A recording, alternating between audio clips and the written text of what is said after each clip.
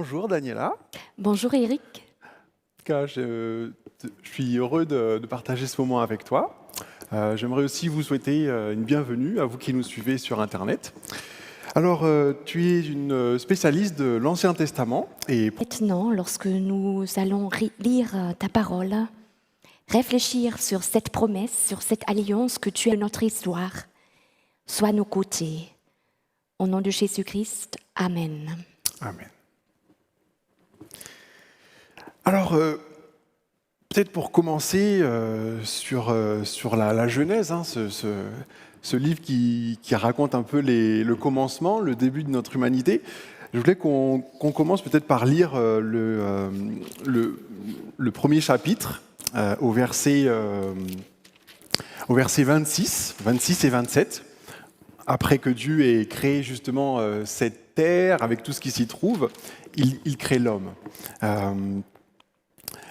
Alors, peut-être que je peux lire les deux versets, et puis ensuite on pourrait étudier un peu plus en profondeur. Donc, Genèse 1, 26 et 27.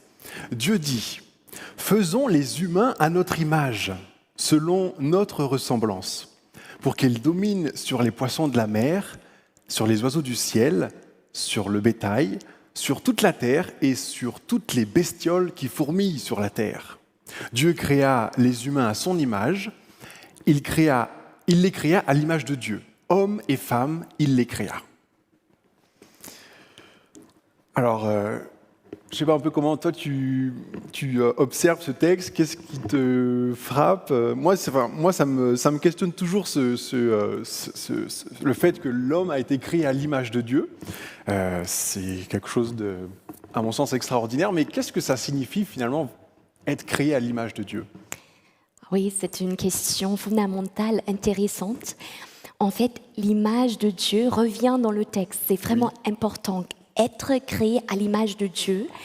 Et là, l'être humain a une dignité extraordinaire. Parce que Dieu crée l'être humain, il dit « faisons l'homme, faisons l'humain à notre image ». Donc, il y a un Dieu qui vit en famille, qui n'est pas seul, qui souhaite créer l'être humain à son image, c'est-à-dire profondément relationnel. Il y a l'homme, il y a la femme, il y a la rencontre entre l'homme et la femme, entre l'homme et la femme et Dieu. Donc, le côté relationnel est important. Être créé à l'image de Dieu, ça veut dire être profondément relationnel, vivre avec une intégrité relationnelle. Parce que les relations sont basées sur l'amour. Oui. Et on voit un Dieu qui crée avec amour, qui crée avec intention, qui prépare le monde pour l'humain, pour l'humanité. Donc, il y a cet amour qui est là, cette liberté qui est là, ce désir d'aller à la rencontre de l'humanité, d'être avec elle et de lui donner une destinée inégalée. Parce qu'on va voir, voilà, l'humanité a le privilège, la liberté de régner sur la terre. Donc, il y a l'amour, il y a la créativité, le relationnel et tout ce qui caractérise Dieu, sa grandeur intérieure, son intégrité relationnelle. Voilà, être créé à l'image de Dieu, c'est vivre cela dans notre petite sphère en tant qu'être humain. Oui. Alors, aujourd'hui, c'est vrai que le mot « dominer » est un peu péjoratif. Hein. Oui. Quand on entend « dominer », on se demande mais qu'est-ce que ça signifie ? Et en plus, on trouve ce mot, en tout cas en français, dans ce passage qu'on a lu, hein, pour qu'il domine sur les poissons de la mer, sur les oiseaux, en fait, pour que l'homme domine sur la terre. Mais qu'est-ce que ça signifie d'un point de vue biblique, hein, puisque aujourd'hui c'est un peu péjoratif, cette expression « dominer ». Oui, c'est le contexte qui va donner le sens au mot. Et dans le contexte, on voit, c'est un Dieu qui crée, qui voit que tout est bon. Et l'adjectif « bon », « tov » en hébreu, structure le premier texte du livre de la Genèse. Il y est utilisé 7 fois, donc tout est bon. Et à la fin du premier chapitre, on a l'expression oui. Tout est très bon. Très bon. Donc c'est le comble, c'est bon, il y a le bien. Donc, dominer, il faut le mettre dans ce contexte. Il n'y a pas le mal. L'humanité n'a pas encore fait l'expérience du mal. Le mal n'a pas encore touché le cœur de l'humain. Donc, tout est bon. Et dominer, c'est plutôt dans le sens prendre soin d'eux, avec amour, avec regard, avec intention, mais vraiment approfondir le bien, prendre soin d'eux, garder, cultiver. Le deuxième texte au chapitre 2 va approfondir cette idée. Donc, garder la terre, protéger la terre, rendre la terre belle. Voilà, c'est dans ce sens-là, je pense qu'il faut lire dominer ou régner. Aussi, peut-être le côté royal, hein. Il y a Dieu qui est roi en quelque sorte, il partage son pouvoir avec l'humanité, il donne de l'espace à l'humanité pour que l'humanité puisse régner. C'est aussi une confiance qui est là dans le texte qui est extraordinaire. Donc Dieu fait confiance à l'humanité, que l'humanité vraiment prend soin de la terre, dans le bon sens.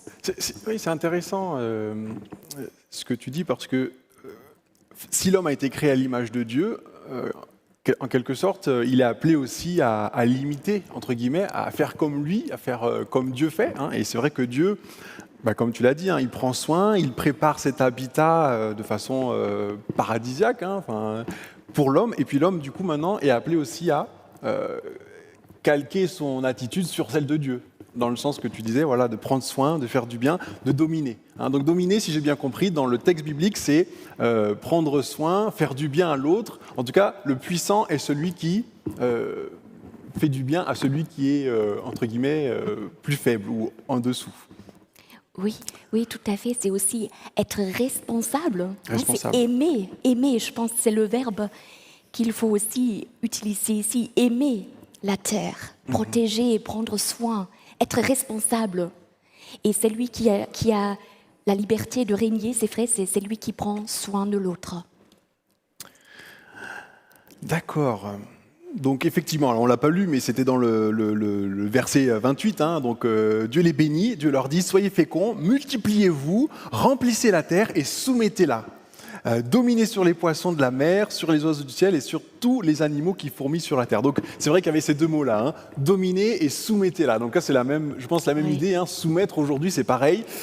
Ça peut être un peu péjoratif. Hein, on se dit non mais soumettre, qu'est-ce que ça veut dire? Mais je pense que tu as répondu à la question, en tout cas en expliquant. Et du coup je me demandais. Par rapport à nous, hein, si aujourd'hui on essaie de réfléchir et d'appliquer ce passage à nos jours, sur notre responsabilité à gérer cette nature, hein, sur notre responsabilité aussi en tant qu'adventiste du 7e jour, hein, avec notre vision de la création, mais aussi de l'être humain, de cette dignité dont tu parlais. Je m'interrogeais sur la responsabilité que nous avons dans notre façon de gérer la terre, de façon aussi écologique. Voilà, c'est en tout cas voilà, une réflexion que je menais. Et pour moi, ce texte, quelque part, il répond un peu à cette question. On est appelé à prendre soin de cette nature, en tout cas à faire le plus attention possible.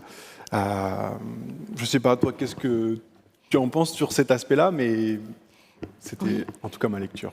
Oui, tout à fait. Et on parle de l'alliance. On parle d'une relation profonde et authentique avec Dieu. Et Dieu veut cette relation avec l'humanité. Et en fait, même au-delà du paradis, dans ce monde brisé, l'alliance continue. Dieu veut maintenir cette alliance, la bénédiction, c'est-à-dire il veut maintenir aussi notre dignité, notre responsabilité de protéger la terre. Donc, nous devrions être les premiers à protéger la terre et à prendre soin de la terre, à refuser de l'exploiter. Parce que au-delà du paradis, on opère plutôt sur un système égocentrique. Donc on veut s'enrichir, on veut exploiter, on veut être le plus fort, on veut régner, mais voilà, avec toute cette connotation plutôt négative. Donc là, on a besoin de Dieu, hein, qui nous voilà, rappelle cette alliance, notre dignité, notre responsabilité, cet amour qu'il a. Et nous sommes invités à avoir cet amour pour la planète, pour l'humanité. Oui. D'accord. Alors, si on avance maintenant dans la suite du passage, enfin, du moins dans le deuxième chapitre, toujours dans cette même idée, donc on a vu que l'homme a été créé à l'image de Dieu, hein, selon sa ressemblance. Hein. Au chapitre 2, verset 7, il est dit « Le Seigneur Dieu façonna l'homme de la poussière de la terre, il insuffla dans ses narines un souffle de vie, et l'homme devint un être vivant. » Qu'est-ce que ça signifie, cette expression « devint un être vivant, insuffla un souffle de vie » ? Qu'est-ce que tu peux nous dire sur ce passage ? Oui, là, au verset 7, on voit que c'est l'Éternel. En fait, il y a un deuxième nom de Dieu, c'est le nom personnel de Dieu. On voit, ça qui est utilisé ici. Exactement, c'est le tétragramme, hein, c'est le nom propre de Dieu. Hein. Il s'appelle l'Éternel, hein, et Dieu, c'est plutôt un titre. Hein. Et là, on voit, ça devient très, très personnel, parce que c'est un Dieu qui forme l'homme de la poussière, c'est-à-dire, il prend de la poussière, il forme, il est créatif, et là, il partage son souffle avec l'être humain. Il partage, il donne quelque chose de lui-même à l'humanité. C'est une dignité extraordinaire. Et là, l'être humain devient un être vivant, c'est-à-dire, on a cette idée holistique, c'est un être entier. Donc, c'est un être complexe, profond, qui vit. Parce que Dieu est vivant et Dieu est la source de toute vie. Et ce texte veut aussi dire, d'accord, il y a l'éternel Dieu qui forme l'être humain, l'homme, et après, le premier être que l'homme voit dès qu'il ouvre les yeux, c'est Dieu. Et là, il y a une proximité dans le texte. On a été créé pour vivre dans une relation étroite, intime, authentique avec Dieu. Ça fait partie de notre ADN de voir ce Dieu, de parler à Dieu, de vivre avec lui. Donc, cette relation entre Dieu et l'homme précède la relation entre l'homme et la femme, en quelque sorte. Et pour la femme, c'est pareil. C'est Dieu qu'elle voit en premier, hein, lorsqu'elle est créée. Ça m'interpelle ce que tu dis, parce qu'à un moment, tu as dit, voilà, Dieu a tout créé, Dieu est la source de vie. C'est lui l'auteur de la vie et notre créateur. Mais cette vérité biblique, elle n'est pas acceptée par tout le monde aujourd'hui. Il n'y a pas longtemps, il y a ce robot dont j'oublie le nom, qui a atterri sur Mars. Je ne sais pas si tu as entendu cette nouvelle, hein, tu as entendu, voilà. Donc, alors j'ai beaucoup d'admiration et de respect pour tous les scientifiques qui ont travaillé sur ce projet. C'est un exploit énorme. Hein. Oui. Ils ont réussi à faire atterrir ce fameux robot sur Mars. Et l'objectif de cette mission, c'est justement de découvrir des traces lointaines, peut-être, de vie. Chercher pour comprendre quelle est l'origine de la vie, en fait, dans l'univers. Et moi, ça m'interpelle. Et en même temps, quand je lis ce texte où Dieu, maintenant, se révèle, justement, et quelque part nous annonce notre origine, qu'on a été créé, je me dis que si on enlève, justement, Dieu de l'équation, eh bien, c'est le néant. Et l'homme, maintenant, cherche par tous les moyens qu'il a en son pouvoir de répondre à cette question, mais d'où venons-nous ? Pourtant, ici, nous avons clairement ce message de la Genèse qui nous dit, ben voilà, vous avez une origine, vous avez un créateur. Oui, et c'est une origine extraordinaire. Oui. Dieu est la source de la vie, et c'est vrai, l'humanité entière est en quête de ses origines. On veut savoir d'où on vient, c'est très très important. On a cette quête, on a envie de comprendre. Et là, la vie reste un mystère pour la science jusqu'à l'heure actuelle. Hein. Ouais. On ne peut pas créer la vie. C'est-à-dire, là, on tâtonne au mur, en quelque sorte. Et c'est vrai, le texte biblique est extraordinaire, parce qu'il dit, notre histoire commence avec Dieu, Dieu est la source de toute vie, et même après, on a l'arbre de la vie au milieu du jardin, donc on dépend de Dieu, on dépend aussi de cet arbre pour la vie. Donc c'est vraiment une dépendance par rapport à Dieu, mais c'est une dépendance positive. Oui. Je veux souligner cela. Tout à fait. Alors on va y venir à justement cet arbre de la connaissance dans la suite. Il y a une question de Valérie Carrette qui dit ceci. Les Chinois vont appeler ça le Chi, force impersonnelle, etc. Qu'est-ce que ça change d'avoir un Dieu qui est une personne ? Alors, qu'est-ce que tu pourrais répondre à Valérie sur cette question? Oui, ce Dieu qui est personnel, il a un nom. Donc, dans Exode 34, le texte va dire plus tard, en fait, il est compatissant, il est clément, il est lent à la colère, il est plein d'amour et de vérité. Ça veut dire c'est un être humain qui a des émotions, qui peut interagir avec nous, qui veut nous rencontrer. En fait, il a créé l'humanité en tant que vis-à-vis. C'est-à-dire, être une personne, ça implique une complexité. Ça implique la liberté de choisir. Et Dieu a choisi de nous aimer, de nous créer. Et il souhaite que nous le choisissons en retour, mais sur la base de la liberté. Parce que l'amour implique la liberté. Et la liberté implique un risque. Et le risque implique la responsabilité. Et on va voir par la suite que cette liberté a été abusée ou maltraitée en quelque sorte. Ouais. Alors continuons donc dans ce deuxième chapitre de la Genèse, au versets 15 et 17. Le Seigneur prit l'homme et le plaça dans le jardin d'Éden pour le cultiver et pour le garder. Le Seigneur Dieu donna cet ordre à l'homme: tu pourras manger de tous les arbres du jardin, mais tu ne mangeras pas de l'arbre de la connaissance de ce qui est bon ou mauvais, car le jour où tu en mangeras, tu mourras. Quel était l'objectif de cet arbre de la connaissance du bien et du mal? Enfin, c'est une question qui est récurrente. Dieu crée ce paradis, donc Éden, c'est jardin des plaisirs. Tout était parfait, si bien qu'il le dit, tout était très bon, parfait, idyllique. Et puis maintenant, il y a cet arbre, on se demande, mais pourquoi, qu'est-ce qu'il vient faire là, cet arbre? Voilà, qu'est-ce que tu pourrais nous dire, nous expliquer sur ce passage? Un peu troublant, je veux dire, dans ce contexte idyllique. Tout à fait, parce que jusqu'ici, tout est bon, comme tu dis, et tout d'un coup, on a le mal. C'est vraiment la première occurrence de ce terme. Il y a le mal. Donc, en quelque sorte, cet arbre implique que le mal existe déjà, il est là, mais il est restreint à cet arbre de la connaissance du bien et du mal. Donc il est vraiment limité. Il est limité à cet arbre-là. Et là, cet arbre est là. Mais comme on a dit tout à l'heure, en fait, la liberté, il y a cette idée de liberté. Parce que l'amour, ou l'amour véritable, repose sur la liberté. On ne peut pas forcer l'autre à nous aimer. Donc, et c'est beau d'avoir une personne qui nous aime librement. Et là, je pense que c'est essentiel pour toute relation. Parce que la force, ou forcer quelqu'un de nous aimer, ça va mal se finir. Et là, Dieu, parce que le mal existe, c'est une option, apparemment. Le texte n'explique pas d'où il vient. Il ne l'explique pas. Il faut attendre la suite de l'histoire biblique pour comprendre un peu ce qui s'est passé. Mais là, l'arbre est là. Et Dieu nous a créés avec le libre arbitre.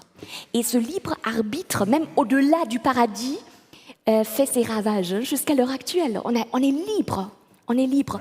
Et là, Dieu donne cette liberté à l'humanité. Mais voilà le mal à l'époque où là, dans le 2e chapitre du livre de la Genèse, le mal est vraiment limité à cet arbre. Il n'a pas fait ses ravages au-delà de cet arbre, en quelque sorte. Et Dieu dit, tu peux manger de tous les arbres. Donc il y a cette liberté, vraiment, il y a beaucoup d'arbres. Tu peux manger tout, tu peux tout faire. Donc cette idée de liberté, tu as le choix, mais il y a un seul arbre. Il y a vraiment, ce contraste entre beaucoup d'arbres, un seul arbre, et tu ne manges pas. Oui, vraiment, j'allais le dire, j'allais souligner ce parallèle entre l'abondance et puis la restriction. C'est pas l'inverse. Dieu n'a pas dit, il y a cet arbre-là, c'est le seul que vous pouvez manger, et le reste, vous ne touchez pas. C'est pas du tout ça. Donc là, je vois aussi ce Dieu généreux. Dieu est généreux. Et franchement, quand on lit, depuis le premier verset de Genèse 1, on voit ce Dieu généreux qui crée, qui vraiment prépare cet habitat pour l'homme et le met donc. Oui, c'est un Dieu qui est généreux. Et en même temps, c'est un Dieu qui avertit. Oui. Comme tu l'as dit, Oui. j'abonde dans ton sens, il respecte, il donne la liberté, mais il respecte aussi le choix de l'homme, même si ce choix ne serait pas bon. Voilà, la vie et la mort sont devant toi, maintenant, choisis la vie. Ne mange pas de ce fruit parce que le jour où tu en manges, tu vas mourir. C'est pas moi qui vais te tuer, mais c'est toi qui vas mourir parce que c'est la nature, j'ai envie de dire, des choses. Donc, effectivement, Dieu les prévient. Ça m'interpelle parce que, quelque part, ici, c'est la loi que Dieu leur a donnée. Alors Oui. nous, aujourd'hui, quand on pense à la loi, on pense aux 10 paroles, aux 10 commandements, tu ne tueras pas, etc. Mais j'ai envie de dire, eux, ils avaient cette loi de l'arbre de la connaissance. Et je me dis, en quoi aujourd'hui, de nos jours, la loi de Dieu, quel est le lien avec la loi de Dieu pour nous aujourd'hui ? Oui, oui. La loi, en fait, c'est un chemin que Dieu prépare ou qu'il nous propose.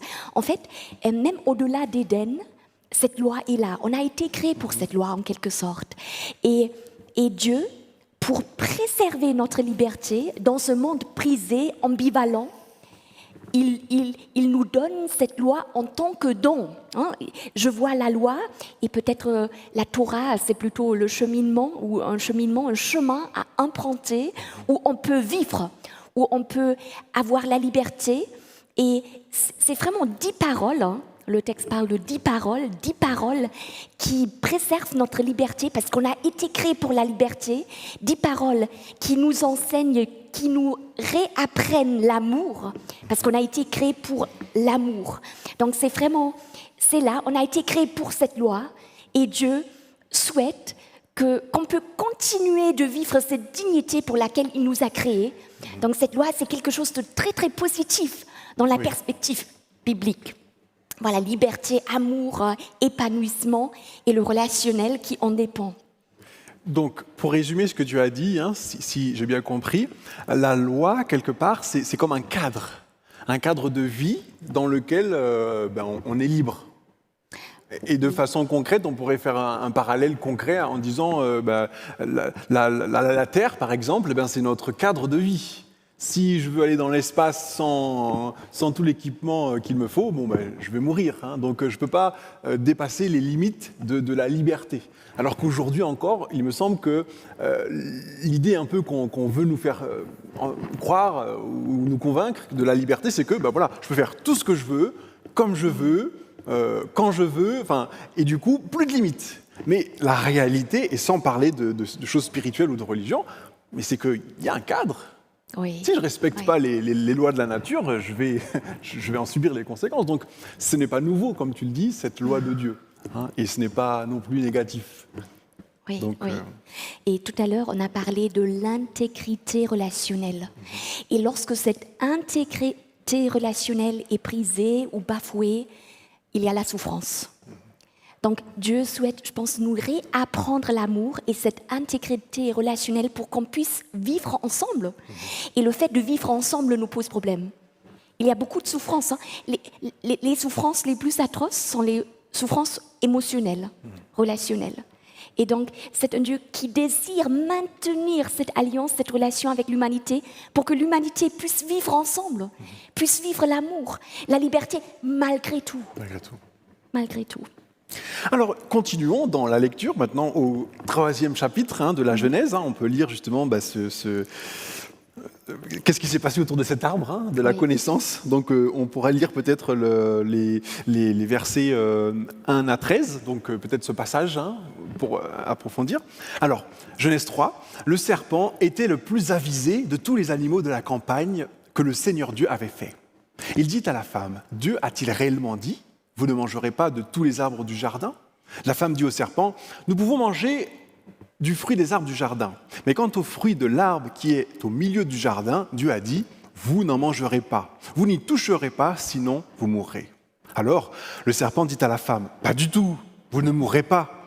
Dieu sait que le jour où vous en mangerez, vos yeux s'ouvriront et vous serez comme des dieux, qui connaissent ce qui est bon ou mauvais. » La femme vit que l'arbre était bon pour la nourriture et plaisant pour la vue, qu'il était, cet arbre, désirable pour le discernement. Elle prit de son fruit et en mangea. Elle en donna aussi à son mari qui était avec elle et il en mangea. Leurs yeux à tous les deux s'ouvrirent et ils surent qu'ils étaient nus. Ils cousirent des feuilles de figuier pour se faire des pagnes. Alors, ils entendirent le Seigneur Dieu qui parcourait le jardin avec la brise du soir. L'homme et sa femme allèrent se cacher parmi les arbres du jardin pour ne pas être vus par le Seigneur Dieu. Le Seigneur Dieu appela l'homme. Il lui dit « Où es-tu » Il répondit « Je t'ai entendu dans le jardin et j'ai eu peur parce que j'étais nu. Je me suis donc caché. » Il reprit « Qui t'a dit que tu étais nu ? Aurais-tu mangé de l'arbre dont je t'avais défendu de manger ?» L'homme répondit « C'est la femme que tu as mise auprès de moi qui m'a donné de l'arbre et j'ai mangé. » Alors le Seigneur Dieu dit à la femme « Pourquoi as-tu fait cela ?» La femme répondit « C'est le serpent qui m'a trompé et j'ai mangé. » Alors on peut peut-être faire une pause ici, déjà il y a beaucoup de choses je crois à approfondir. C'est complexe. C'est complexe, c'est un peu tragique cette situation, mais on peut peut-être partir, je ne sais pas comment tu vois la chose, mais peut-être partir du début et puis parcourir le texte. Oui, tout à fait, tout à fait. Le serpent, un serpent qui parle. Ah, voilà, premier truc bizarre. Hein. Ça bouscule. D'où sort-il ? Et le texte va dire, c'est Dieu qui a fait les animaux, donc un serpent qui parle. Et dans le Proche-Orient ancien et aussi dans la Bible, en fait, on a 3 sphères. On a le monde immanent que nous connaissons. Après, il y a une 2e sphère, c'est plutôt les anges, les démons. Et une 3e sphère, Dieu. C'est le monde de Dieu. Et là, j'ai l'impression que le serpent, en quelque sorte, parce qu'il parle, il fait partie de cette 2e sphère. Il y a une réalité qui se cache derrière le serpent.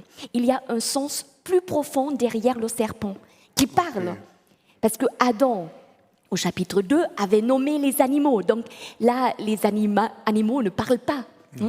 Et le 3e chapitre va se terminer sur les chérubins qui protègent le chemin vers l'arbre de la vie, donc aussi 2e sphère. Les chérubins, anges, mais là, ça vient de Dieu. Et le serpent aussi, peut-être 2e sphère. Il y a quelque chose qui est derrière, mais en opposant avec Dieu. Donc il y a tension dans le texte. Un serpent qui parle. Et ce serpent, ou la réalité qui se cache derrière ce serpent qui parle, c'est quelqu'un qui va distordre ce que Dieu a dit. Oui. Donc, il va vraiment présenter Dieu en tant que restrictif, menteur, égoïste. Voilà, il brossera un tableau de Dieu qui n'est pas le tableau dont on a parlé jusqu'ici. Et il va nouer une relation avec la femme. Et la femme, elle est à son écoute, elle va dialoguer avec le serpent. Et là, il y a aussi une relation qui commence à grandir entre le serpent et la femme. Voilà. Ce serpent qui met en question le Créateur. On tourne contre lui. Et malheureusement, c'est ce qui se passe, en tout cas, c'est ce qui se passe ici. Oui. Dieu prend ce risque et il assume ce liberté à l'homme. Ce libre arbitre implique qu'un jour, l'homme dise non à Dieu. Oui, même si ce n'était pas ça l'objectif. Oui, c'est vrai, Dieu a cette force intérieure. Oui, et ensuite, ce qui m'interpelle dans le texte, c'est le verset 6, parce que le texte va parler de ce qui se passe à l'intérieur de la femme. Et dans la littérature hébraïque, le texte est plutôt austère. On n'a pas forcément tout le temps les émotions des acteurs. Et là, la femme voit que l'arbre est bon, et ça me rappelle le 1er chapitre. Dieu voit que c'est bon. On a les mêmes verbes, les mêmes mots. Et là, tout d'un coup, la femme voit que l'arbre est bon, agréable à la vue, et elle prend de son fruit. Donc, il y a distorsion de valeur. Parce que Dieu déclare bon cette création, cet habitat, et tout d'un coup, la femme déclare bon cet arbre qui n'est pas bon. Donc, il y a vraiment une distorsion de valeur sous le charme du serpent aussi. Il faut se dire, il y a un serpent qui a pris la parole, donc il y a parole, et avant d'agir, il y a toujours en quelque sorte une parole qui est là, et la femme est devant ce choix. Qu'est-ce que je fais ? Voilà, il y a Dieu, il y a le serpent, il y a 2 systèmes différents. Qu'est-ce que je fais ? Et là, elle déclare bon cet arbre de la connaissance du bien et du mal. Elle prend le fruit et ça va déclencher un drame que nous vivons jusqu'à l'heure actuelle. Oui. Lourde conséquence. Alors, il y a une question donc, de Corinne Legat. Pourquoi Dieu a-t-il choisi la femme plutôt que l'homme pour être tenté ? Voilà. Alors, le texte ne dit pas que c'est Dieu qui choisit la femme. Hein.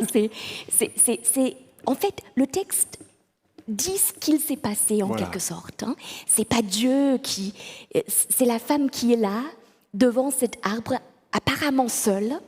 Et le 2e chapitre et le 3e chapitre vont de pair, structurellement parlant. Donc, c'est chapitre 2, chapitre 3. Il y a beaucoup d'échos linguistiques entre ces 2 chapitres. Ça va de pair. Et Dieu avait dit, il n'est pas bon que l'homme soit seul. Là, on a l'impression que la femme est toute seule devant cet arbre et elle fait un choix qui est vraiment un choix fondamental. Et là, la solitude face au serpent, ce n'est pas une bonne chose. Donc, il faut être entouré, résister. Mais là, c'est pas Dieu qui choisit la femme. Hein. Il y a le libre arbitre. Oui. Hein, il y a la liberté. Hein. Ève ou la femme n'est pas obligée de se rendre vers cet arbre. L'humain n'est pas une sorte de marionnette entre les mains de Dieu. Hein. Oui, c'est absolument. bien l'inverse qui est dit dans la Bible. Hein. Il est créé libre. Alors, effectivement, l'ennemi essaye de discréditer Dieu. Hein. Vous ne mourrez pas. Dieu a-t-il réellement dit ? Vous serez comme des dieux. J'ai envie de dire, c'est un mensonge, mais surtout, j'ai envie de dire qu'ils étaient déjà au summum de leurs possibilités. Créés à l'image de Dieu, qu'est-ce qu'ils auraient pu espérer de plus ? Oui, et ce qui est dit ici est vraiment important parce que tout se joue autour de l'image de Dieu. Parce que quelle image est-ce que nous avons de Dieu ? Parce que le serpent, il nous inculque une autre image de Dieu. Et on va voir par la suite, l'être humain a peur de Dieu, il va se cacher. Et là, c'est vraiment important, jusqu'à l'heure actuelle, quelle image de Dieu est-ce que j'ai ? Parce que ça va vraiment imprégner toute ma vie. Et là, on voit que l'image de Dieu, il est distordu par le serpent. Oui. Hein, il est vraiment mal représenté.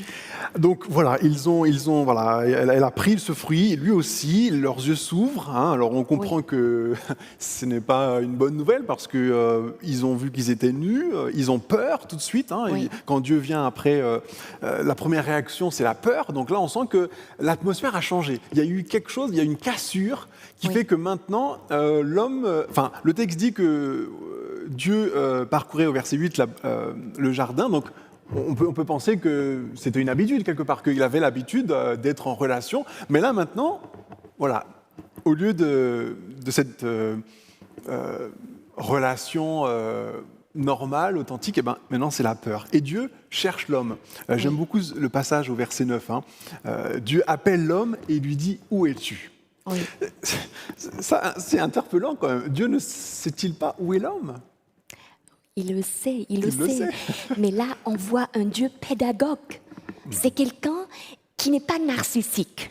Ça, c'est une bonne nouvelle. Hein. C'est un Dieu qui reste fidèle à lui-même. Il est amour, donc il va rester fidèle à lui-même. Et là, il est en quête de l'homme. L'homme a peur de lui. C'est peut-être déjà le plus grand dysfonctionnement de l'être humain. Avoir peur d'un Dieu qui est bon, qui aime l'être humain malgré tout. Et là, il va poser des questions, c'est-à-dire il veut sensibiliser l'être humain à ce qu'il fait. Où es-tu ? Où es-tu actuellement ?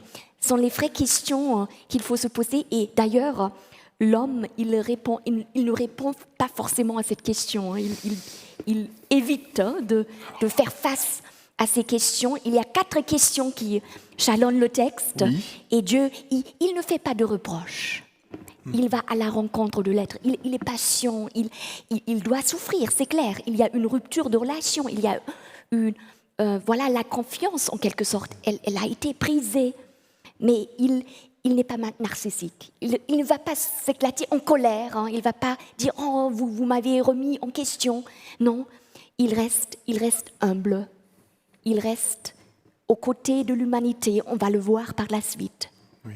C'est que, voilà, l'homme, donc Dieu demande, mais voilà, alors qu'est-ce qui se passe? Et puis l'homme dit, mais non, mais c'est la femme que tu as mise auprès de moi. En fait, l'homme accuse Dieu et la femme. Oui, Parce qu'en disant c'est la femme, donc ça veut dire que c'est à cause d'elle, mais c'est aussi à cause de Dieu. Oui. C'est la femme que tu as mise, donc c'est quand même dur. Hein, donc voilà, je projette un peu ma culpabilité sur l'autre. Hein, Oui. et on voit que c'est déjà vraiment très concret tout ça. Hein. La femme pareil, hein, c'est le serpent. Très concret tout ça. Hein. La femme pareil, hein, c'est le serpent. Donc ça fait vraiment projection sur projection. absolument. Et c'est un mécanisme qui est là jusqu'à l'heure actuelle. Hein. Oui. On ne veut pas prendre la responsabilité de ses actes. On veut les projections. Hein. C'est vraiment quelque chose d'important hein, dans notre réalité. Mais ça serait peut-être un premier pas vers la maturité de prendre la responsabilité de ses actes et de dire à Dieu aussi, c'est moi qui ai pris le fruit défendu.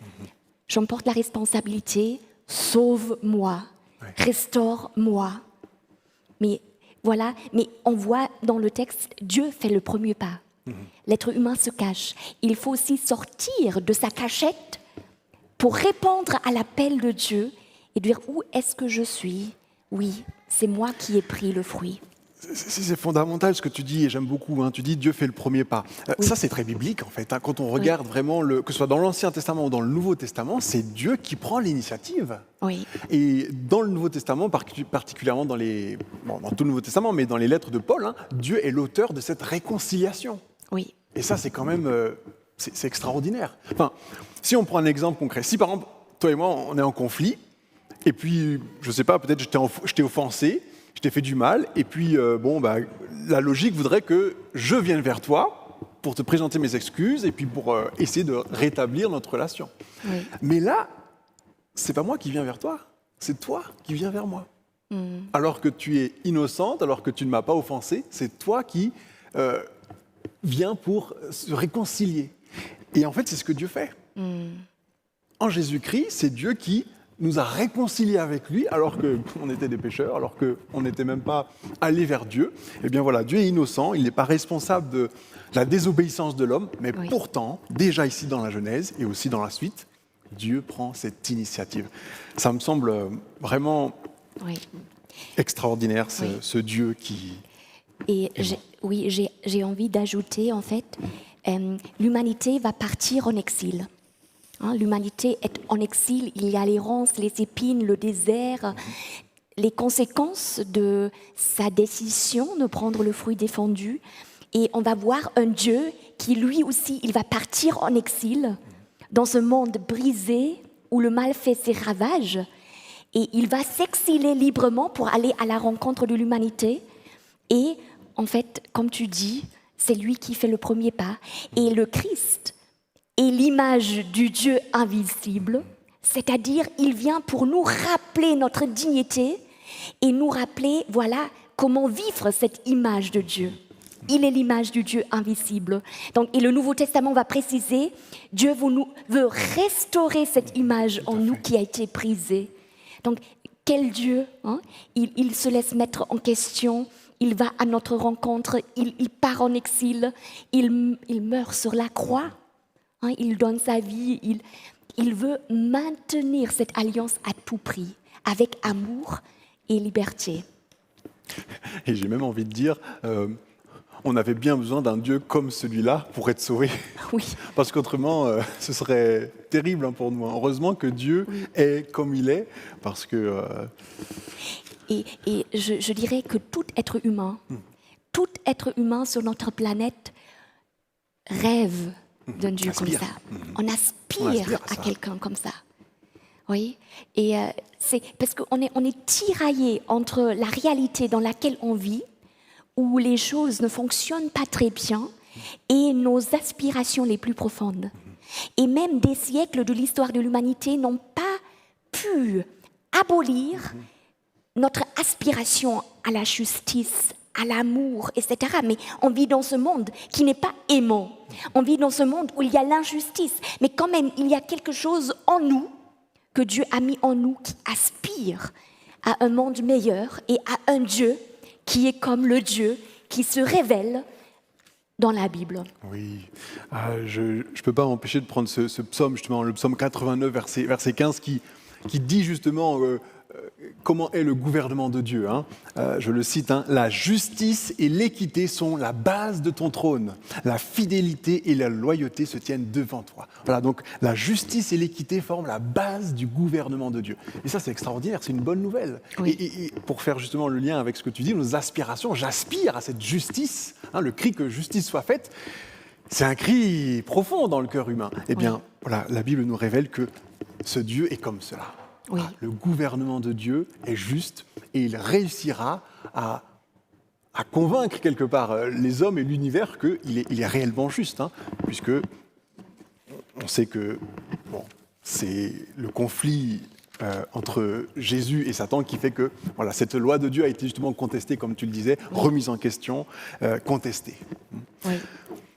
Alors, on peut peut-être continuer donc la lecture, donc la suite, donc versets 14 et 15, justement, l'espérance, j'ai envie de dire, suite à cette désobéissance. Le Seigneur Dieu dit au serpent, « Puisque tu as fait cela, tu seras maudit entre toutes les bêtes et tous les animaux de la campagne. Tu te déplaceras sur ton ventre et tu mangeras de la poussière tous les jours de ta vie.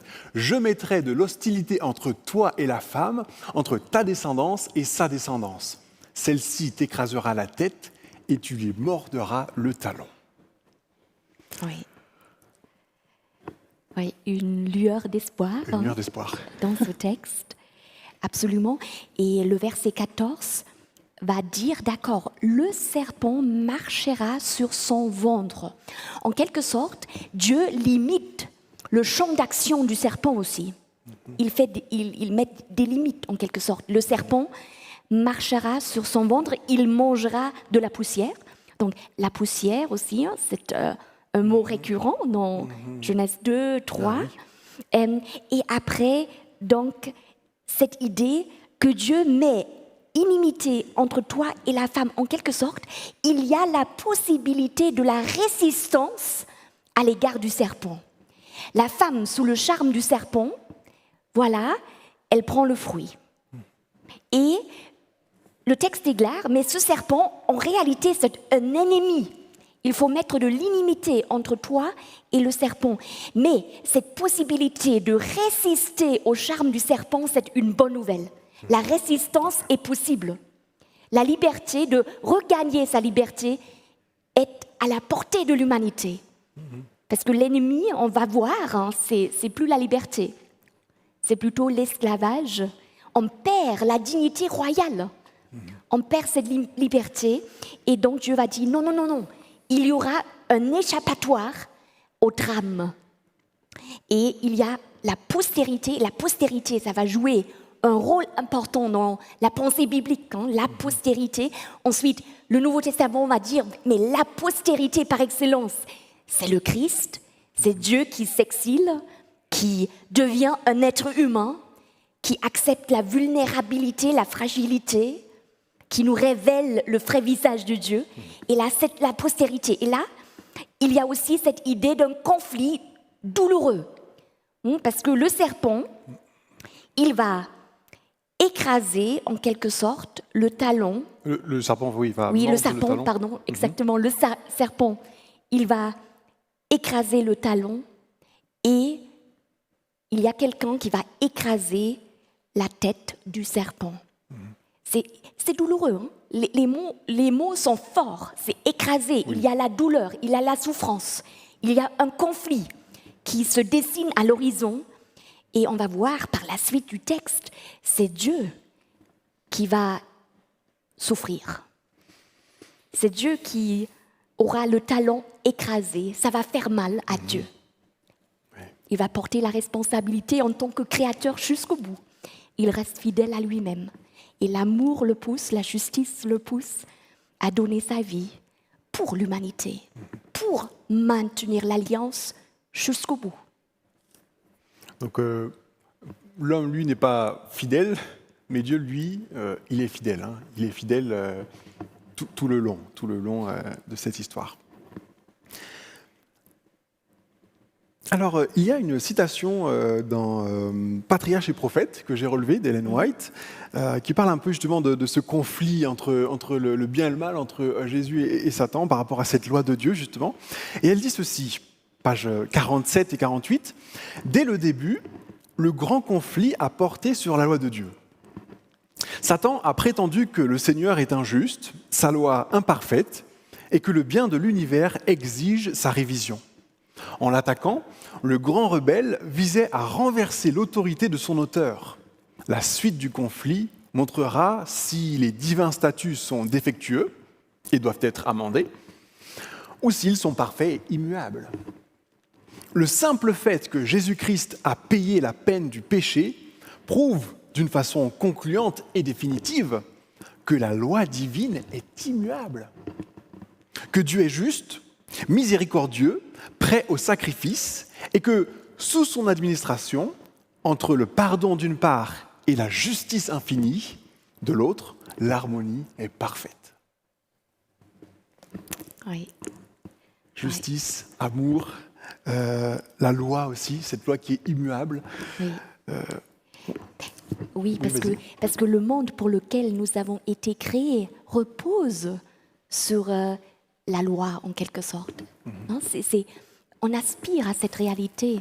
Et là, la citation le dit aussi. En fait, c'est Dieu qui est sur le banc des accusés. Hein, c'est lui qui est visé, finalement. Hein, il est mal représenté. Et c'est ça qu'il vient pour nous laisser c'est-à-dire son vrai visage. Hein. C'est vraiment à la croix, cloué à la croix. Parce que là, on est le week-end des Pâques. Cloué à la croix. En fait, là, il montre que nous sommes tellement précieux à ses yeux que cette loi pour laquelle on a été créé, qui a mis dans nos cœurs, est tellement importante pour garantir l'amour, la liberté, l'épanouissement, le relationnel, qu'il est prêt à mourir, abandonné, homme de douleur, tout seul, cloué à la croix. Et on voit, voilà, l'amour, hein, c'est son amour qui se manifeste là. Et aussi cette envie de rétablir les choses telles qu'elles étaient au début. Et on va voir le dernier livre de la Bible va parler de l'arbre de la vie et l'humanité qui peut rencontrer Dieu, voilà, sans devoir mourir, etc. Donc, il y a la restauration de toutes choses grâce à cette mort à la croix, hein, et grâce à ce que Dieu fait pendant tous les siècles de l'histoire de l'humanité. Il est là, il est à nos côtés, hein, il nous accompagne. Voilà, eh bien écoute, est-ce qu'il y a peut-être d'autres aspects que tu souhaitais voir dans ce qu'on a vu? On a déjà parcouru voilà, le premier chapitre, deuxième chapitre, troisième chapitre, mais avant de peut-être conclure, est-ce que peut-être il y aurait un ou deux aspects que tu souhaiterais partager? Oui, j'aimerais souligner que les 3 premiers chapitres de la Bible sont très très importants, parce que ça parle de nos débuts. Et ça parle d'une réalité à laquelle nous n'avons pas participé. Mais cette réalité, cette première phase de l'histoire de l'humanité se déroule dans une réalité qui est bonne, qui est très très bonne. Donc, et ça fait partie de notre expérience en tant que famille humaine. Oui. Et j'ai envie de dire que Dieu, il est le Père de la famille humaine. Il est notre Père. Et même si nos pères humains échouent, on a un Père qui est notre référence ultime par rapport à ce que ça veut dire avoir un père. Donc, nous sommes la famille humaine et Dieu est notre Père et il va garantir la survie de la famille humaine. Il y aura une issue à la crise, mais le mal fait ses ravages dans notre terre. Il faut le dire, hein, le mal, c'est vraiment, il a fait ses ravages, hein, et Dieu a payé un prix fort. Et on est confronté avec le mal, le bien, il s'est mélangé dans nos cœurs. Donc, on a vraiment besoin d'un sauveur qui est en dehors de ce drame pour nous restaurer, sauver et pour nous ramener à lui aussi, à ce Père. Oui. Alors peut-être une question, dernière question des internautes. Comment comprendre Genèse 2, 22 ? L'homme est devenu comme l'un de nous pour la connaissance du bien et du mal. Voilà, le serpent avait-il raison ? Sachant que manger le fruit interdit est mauvais, l'homme ne connaît-il pas déjà le bien et le mal avant de manger le fruit ? Oui, c'est une bonne question. En fait, en hébreu, on peut traduire Genèse 2, verset 22 différemment. Okay. C'est-à-dire là, la traduction est bonne, hein, il n'y a pas de problème. Mais à titre personnel, je traduis ce verset différemment parce que la racine en hébreu, c'est haya et c'est à l'accompli. Et là, on peut aussi traduire l'homme ou l'être humain a été comme l'un d'entre nous ou était comme l'un d'entre nous par rapport à la connaissance du bien et du mal. Ça veut dire, l'être humain est créé à l'image de Dieu et le fait de prendre le fruit défendu détruit cette image en l'être humain. Et après, Dieu va dire, maintenant l'homme a pris le fruit défendu, mais il était comme l'un d'entre nous.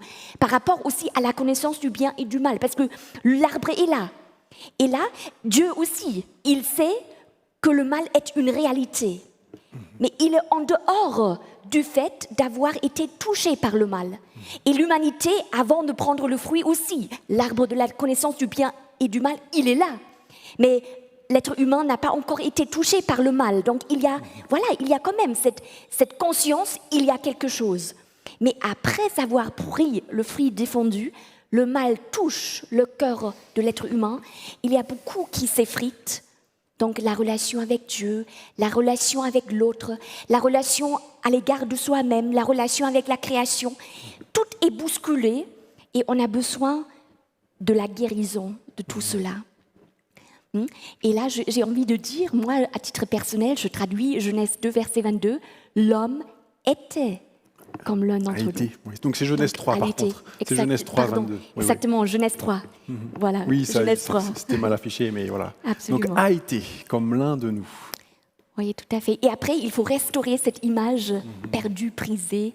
Et c'est l'œuvre de Dieu qui est en quête de l'être humain, qui souhaite restaurer cela pour que nous puissions retrouver notre dignité, aussi notre identité. Tout être humain est en quête d'identité et on ne fait n'importe quoi pour la trouver. Comment se donner une valeur, comment se chercher. Les psychologues peuvent en parler. On est dysfonctionnel et on a besoin de retrouver notre dignité, cette image à laquelle on a été créé. Voilà, merci beaucoup Daniela pour ce moment de partage, d'échange. Merci Eric. En tout cas, j'aimerais aussi vous remercier, à vous qui étiez présents et aussi par Internet. Et puis voilà, je vous souhaite une bonne journée, une bonne suite aussi de programme. Merci.